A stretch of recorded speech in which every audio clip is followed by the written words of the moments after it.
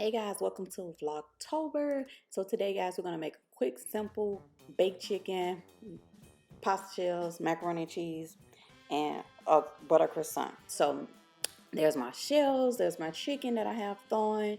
This is just a simple meal. Here's my water that's boiling.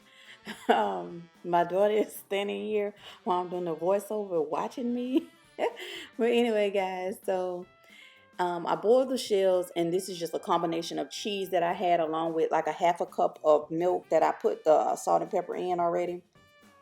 Um, but once I boiled the shells, I went ahead and just added the cheese pack that comes inside of there. And that cheese that I had, that was like sharp cheddar. I believe it was Gouda.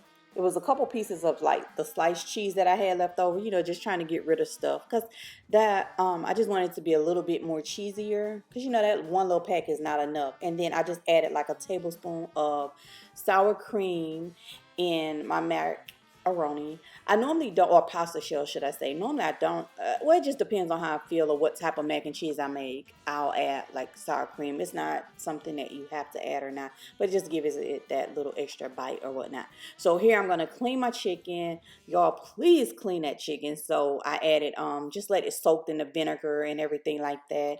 And then, kind of trimmed off that fat and pull those little pieces that are on the legs, pull that off. So what I'm doing now is I'm going to add some olive oil. Right before this, you saw the seasonings that I used. This is just some paprika. I'm going to add a little bit of black pepper, which you're going to see me add next. Also, I have salt, which I'm just going to add a little bit of salt because I'm going to use the complete seasoning. And the complete seasoning it has like a salt component in it already, so you don't have to like add a lot of salt. But you can season your baked chicken whichever way you want. Here I'm just adding garlic powder. Sometimes I just switch up the seasonings. That's just what I wanted to go for today. That wood fire garlic is very, very, very good. I need to get some more. I'm almost out of it. It is really good, and it's really good on like poultry. It's not. I noticed that I like it more on poultry than I do on seafood. So if you guys try it, tell me what you think. Do you like it more on poultry or do you like it more on seafood?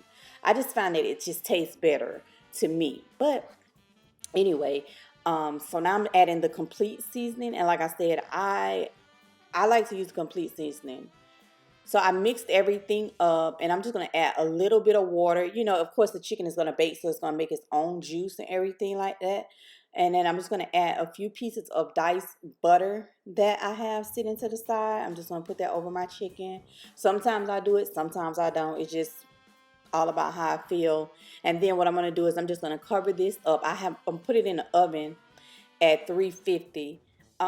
Sometimes I may put my chicken on 365 if I'm just like in a rush and I want to just hurry up and just get dinner done.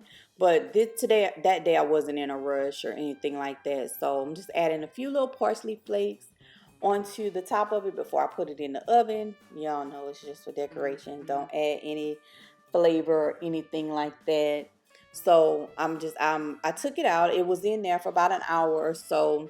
And so I'm just gonna baste it, and then I'm gonna put it back in the oven and just let it continue to bake.